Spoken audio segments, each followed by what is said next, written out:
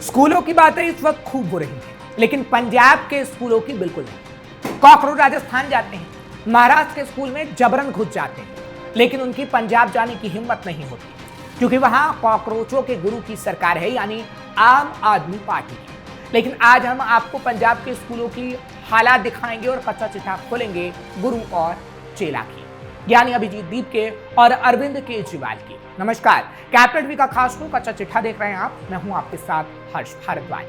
पंजाब में स्कूलों की हालात खस्ता है, लेकिन कोई कॉकरोच वहां नहीं जा रहा, क्योंकि आम आदमी पार्टी के बहुचर्चित शिक्षा मॉडल की हकीकत एक बार फिर बेनकाब हो गई है और केजरीवाल और भगवंत मान एक्सपोज हो गए हैं।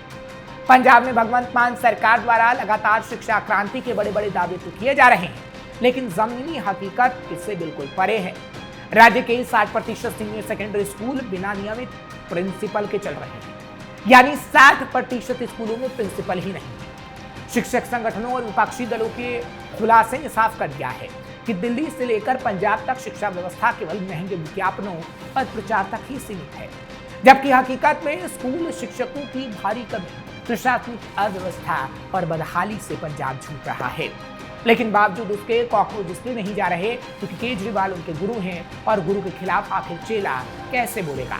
लेकिन हम बोलेंगे भी और आपको पूरी हकीकत भी बताएंगे और गुरु चेला का कच्चा चिट्ठा भी खोलेंगे।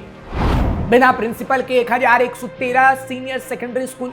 डेमोक्रेटिक टीचर फ्रंट के मुताबिक पंजाब के कुल 1927 सीनियर सेकेंडरी स्कूलों में से 1113 स्कूलों में नियमित प्रिंसिपल ही नहीं है। मानसा और नवाशहर में 86%, तरन तारण और बरनाला में 80%, मोगा, कपूरथला और जालंधर में करीब 70% पद खाली हैं। स्कूलों में मुखिया न होने के कारण अध्यापकों पर गैर जरूरी प्रशासनिक बोझ डाला जा रहा है, जिससे शिक्षण कार्य पूरी तरीके से ठप हो रहा है। स्कूल बदहाल हो रहे हैं। 19,000 आम स्कूलों की अनदेखी। पंजाब सरकार चुनिंदा स्कूल ऑफ एमिनेंस का उद्घाटन कर वाहवाही लूटने की कोशिश करती है, यानी वाहवाही बटोरती है, लेकिन राज्य के 19,000 से ज्यादा सामान्य सरकारी स्कूल बुनियादी सुविधाओं के लिए तरस रहे हैं।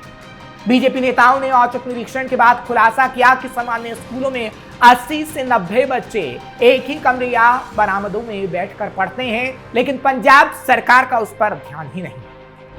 फिनलैंड और सिंगापुर टूर का बना तमाशा। इतना ही नहीं, सरकार ने शिक्षकों और प्रिंसिपलों को सिंगापुर और फिनलैंड भेजने के नाम पर करोड़ों रुपए का प्रचार प्रसार कर डाला, लेकिन जब स्कूलों में नियमित प्रिंसिपल और बुनियादी इंफ्रास्ट्रक्चर ही नहीं है, तो इस तरह के विदेशी दौरों की प्रासंगिकता पर गंभीर सवाल खड़े होते हैं, जिसका जवाब भगवंत मान और अरविंद केजरीवाल को देना होगा। विशेषज्ञों का आरोप है कि बुनियादी कमियों को दूर करने के बजाय विदेशी दौरों को पीआर स्टंट की तरह केजरीवाल और भगवंत मान ने भुनाया। चार दीवारी और सुरक्षा गार्ड से वंचित स्कूल। पंजाब के कई सीमावर्ती और ग्रामीण इलाकों में सरकारी स्कूलों की चार दीवारी टूटी पड़ी है, सुरक्षा गार्ड तक तैनात नहीं। राज्य में नशा मुक्ति के दावों के बीच स्कूलों के आसपास सुरक्षा का ये अभाव छात्रों के लिए असुरक्षित माहौल पैदा करा है। अब किसी छात्र के साथ कोई घटना घट जाए, कहा नहीं जा सकता, लेकिन पंजाब की सरकार सिर्फ विज्ञापनों पर पैसा खर्च कर रही है।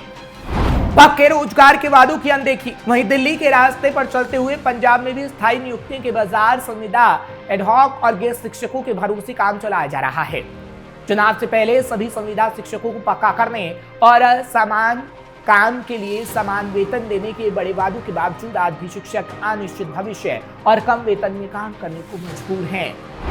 सड़कों पर लाठी खाते शिक्षक और कामों का बोझ। तथाकथित शिक्षा क्रांति का दावा करने वाली सरकार में ईटीटी और बीएड शिक्षक अपनी नियमित भर्तियों और लंबित पदोन्नतियों के लिए पानी की टंकियों पर चढ़ने और लाठीचार्ज झेलने को मजबूर हैं।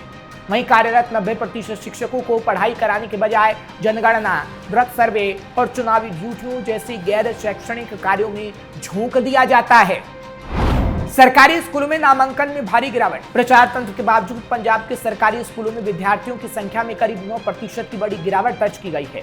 प्रशासनिक अव्यवस्था और पढ़ाई का माहौल न होने के कारण अभिभावक सरकारी स्कूलों से अपने बच्चों को निकालने पर मजबूर है, जिससे लाखों छात्रों का भविष्य पंजाब के अंदर दांव पर लग गया है। साइंस कॉमर्स स्ट्रीम नदारा। गरीब छात्रों के सपनों पर लगा ताला।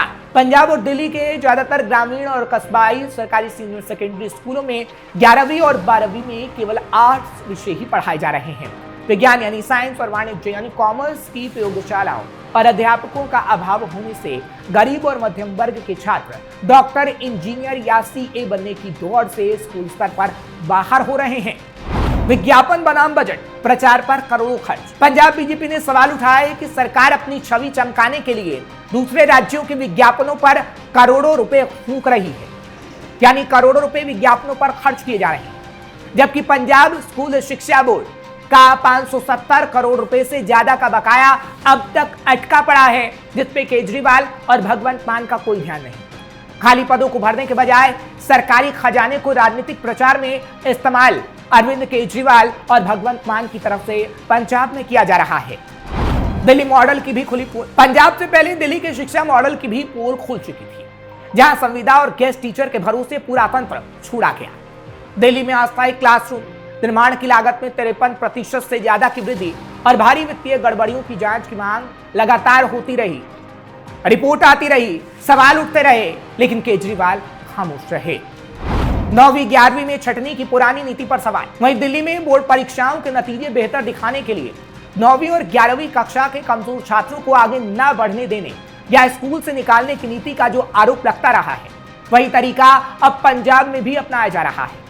बच्चों की गुणवत्ता सुधारने की बजाय केवल आंकड़ों की बाजीगरी कर जनता को गुमराह करने का काम इस वक्त पंजाब की सरकार कर रही है। युवाओं के लिए नहीं बन रहे अफसर। वहीं खाली स्कूलों की बात नहीं, कॉलेजों की भी बात है, क्योंकि कॉलेज के छात्र भी परेशान। युवाओं का पंजाब में विदेश जाना अब केवल रोजगार का विकल्प नहीं बल्कि सामाजिक प्रवृत्ति बन चुका है। दुआबा, मालवा, माझा के अनेक गांव ऐसे हैं जहां लगभग हर परिवार का कोई ना कोई सदस्य कनाडा, ऑस्ट्रेलिया, ब्रिटेन, इटली या न्यूजीलैंड में बसने को जा रहा है। युवाओं को राज्य में पर्याप्त रोजगार नहीं मिल रहा, इस वजह से ये तस्वीरें सामने आ रही हैं। लाखों रुपए खर्च कर ये युवा रोजगार के लिए विदेश जा रहे हैं, लेकिन पंजाब में रोजगार के लिए कोई स्कीम ही नहीं है। कॉलेज के छात्र परेशान हैं। पंजाब में IELTS कोचिंग सेंटरों की संख्या बढ़ रही है। अनेक परिवार खेती की जमीन तक बेचकर बच्चों को विदेश भेज रहे हैं। अगर राज्य के शिक्षित युवा लगातार बाहर जाते रहेंगे तो भविष्य में पंजाब को कुशल मानव संसाधन की कमी का सामना करना पड़ेगा, लेकिन पंजाब की सरकार नहीं सोच रही। नीति आयोग और विभिन्न सरकारी रिपोर्टों के मुताबिक पंजाब की बेरोजगारी दर लंबे समय तक राष्ट्रीय औसत से ज्यादा रही। विशेषज्ञों का कहना है कि पंजाब में हर साल लाखों युवा रोजगार बाजार में प्रवेश करते हैं। यही कारण है कि निजी निवेश और उद्योगों का विस्तार सबसे बड़ी आवश्यकता बन गया है। चुनावी दृष्टि से यह मुद्दा इसलिए महत्वपूर्ण है क्योंकि युवाओं और उनके परिवारों में भविष्य को लेकर बढ़ती चिंता सरकार के प्रति असंतोष को पैदा कर रही है। लेकिन केजरीवाल और भगवंत मान सिर्फ विज्ञापनों पर खर्च कर रहे हैं। बढ़ता कर्ज भविष्य की पीढ़ियां चुकाएंगी कीमत। हालांकि विज्ञापनों पे खर्च से कर्ज बढ़ रहा है। भगवंत मान सरकार के सामने सबसे बड़ी आर्थिक चुनौती पंजाब का बढ़ता कर्ज ही है। चुनाव प्रचार के दौरान खुद आम आदमी पार्टी ने कहा था कि राज्य पर लगभग 3 लाख करोड़ रुपए का कर्ज है और प्रत्येक पंजाबी पर लगभग 1 लाख रुपए का ऋण बोझ है। सरकार बनने के बाद भी ये चुनौती कम होने के बजाय और बढ़ती जा रही है। सार्वजनिक रिपोर्टों के मुताबिक पंजाब का कुल सार्वजनिक कर्ज लगातार बढ़ता गया और 2026 इसके 4 लाख करोड़ रुपए से ज्यादा पहुंचने का अनुमान है, यानी 4 लाख करोड़ ज्यादा 2026 के आखिर तक पहुंच जाएगा। नीति आयोग की रिपोर्ट के मुताबिक पंजाब का डेब्ट टू GSDP रेशो देश के सबसे ज्यादा कर्जग्रस्त बड़े राज्यों में शामिल है। इसका अर्थ यह है कि राज्य की आय का बड़ा हिस्सा ब्याज और ऋण अदायगी में खर्च हो जाता है। विपक्ष का यह आरोप एकदम सही है कि सरकार ने केवल लोक लुभावन योजनाओं और ज्यादा व्यय किया, जबकि राजस्व बढ़ाने के ठोस उपाय पंजाब की सरकार को करने चाहिए थे, लेकिन नहीं किया गया। क्या 2027 में आपको खदेड़ेगी जनता? अब ये सवाल बड़ा है, क्योंकि पंजाब की राजनीति हमेशा अपेक्षाओं और असंतोष के बीच झूलती रही है। कांग्रेस और अकाली दल के लंबे शासन से निराश होकर जनता ने आम आदमी पार्टी को जिताया। आज वही जनता ये मूल्यांकन कर रही है कि क्या मान सरकार में शासन शैली वास्तव में बदलेगी या केवल राजनीतिक चेहरे ही बदलते रहेंगे।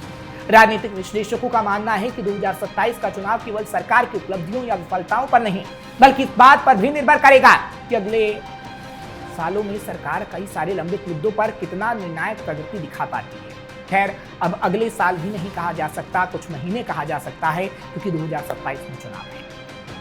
अगर किसानों, युवाओं, महिलाओं, कर्मचारियों के बीच विश्वास मजबूत नहीं हो पाया तो पंजाब में आम आदमी पार्टी की सरकार गिर जाएगी।